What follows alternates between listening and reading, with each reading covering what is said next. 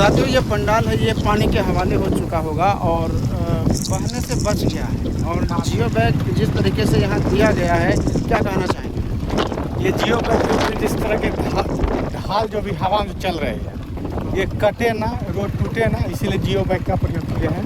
ये इस बार का जियो बैग है, मतलब फ्लड फाइट के लिए ये ज़रूरी था। ये ज़रूरी था और अभी भी कहीं कहीं काम हो रही है। हमारे जितने भी दर्शक देख रहे होंगे उनको लगता होगा कि कहीं ना कहीं हम लोग समंदर के किनारे हैं, लेकिन वैसा ही फील हो रहा है।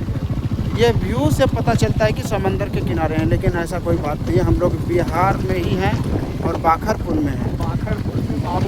बाखरपुर तो बाबूपुर मुख्य मार्ग में है। यहाँ से आप NH80 में भी प्रवेश कर सकते हैं। और ये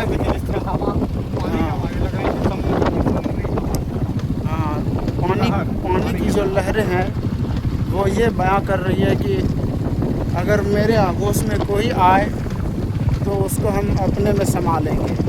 अब बताइए कि जो प्रखंड मुख्यालय हो या फिर ज़िला मुख्यालय, उनसे जो सुदूर इलाके में निवास करते हैं उसके लिए तो बहुत ही प्रलयकारी ये दृश्य है। और यहाँ पर गंगा जमुना की तरह एक अलग प्रतीत होता है। एक तरफ साफ पानी है, एक तरफ अलग पानी है, मटमैला पानी है। इधर गंदा पानी दिख रहा है और उधर नीला पानी है। बाकी ये पानी का जो बहाव है, इस पुल पर से हम दिखाएंगे इस चीज़ को। काफ़ी बहाव तेज़ है, ये देख सकते हैं पानी का बहाव। ये समंदर से कम नहीं है। और आप सोच रहे होंगे कि किसी टापू पर मौजूद है। जी नहीं, ये भागलपुर के, बिहार के भागलपुर ज़िला के अंतर्गत आने वाला पीरपैंती प्रखंड में है। और ये अगर हम पंचायत की बात करें तो ये प्रखंड मुख्यालय से सुदूर बाबूपुर और बाखरपुर पंचायत के समीप है। ये बच्चे को देखिए, इनको थोड़ा भी डर नहीं है, क्योंकि इनको पता है कि प्रत्येक वर्ष ऐसे परिस्थितियों से इसको जूझना पड़ता है, इसलिए ये सरवाइव कर जाते हैं ऐसे इलाके में। और चलिए इधर का दृश्य देखिए, कुछ मछुआरे हैं, मछुआरों को बिजनेस मिल जाता है मछली का। इसी तालाब में वो मछली मारते हैं और बेचते हैं। ये भी रिस्की काम है। पूरा हुआ था, अगले बार जो फंसा था वो पुल की सब मरम्मत किए हैं, कम चलाओ के लिए कि आदमी आगमन बंद ना हो, काफ़ी उस पर काम किए। और ये जियो बैग के लिए मिट्टी का छाया यूज करते हैं और काफ़ी मेहनत किए हैं ये जियो बैग के लेकर। और ये देखिए बांस का जो बिट्टा होता है, बस बिट्टा जिसको बोला जाता है, ये पानी में समा गया है।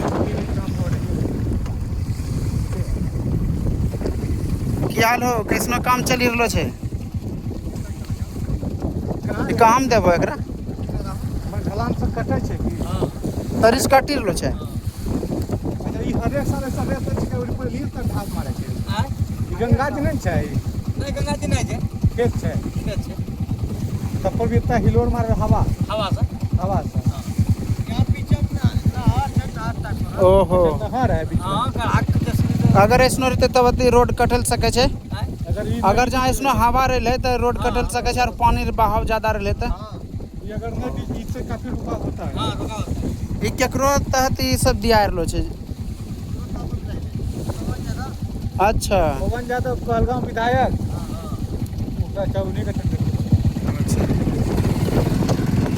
साथियों ये पवन यादव जो कहलगांव विधानसभा क्षेत्र संख्या 155 के विधायक हैं, उनके द्वारा ये बीजेपी के नेता हैं, उनके तरफ से ये प्रावधान किया गया है।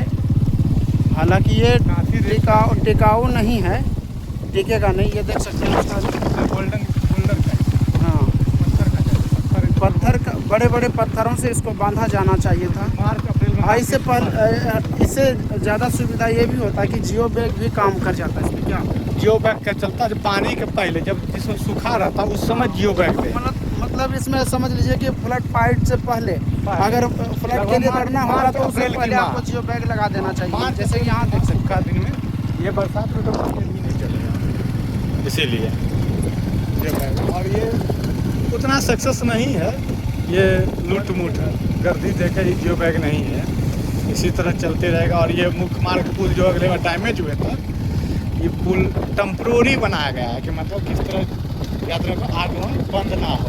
आवाजाही को सुचारू रूप से चालू करने के लिए इसको लगाया गया है, लेकिन पुल मुख्य रूप से बना नहीं है। इसमें सिर्फ जियो बैग का इस्तेमाल करके ऊपर से गर्दी डालकर इसको बनाया गया है, ताकि आवाजाही जो है मुख्य मार्ग यही है, यहाँ से लोग प्रखंड कार्यालय, जिला कार्यालय पहुँच पाएँ, इसलिए इसको चालू किया गया है फिलहाल के लिए।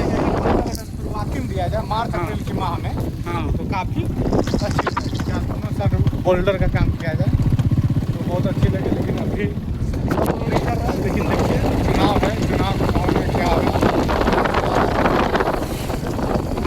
दोस्तों चलिए अगले वीडियो में दिखाएंगे और भी।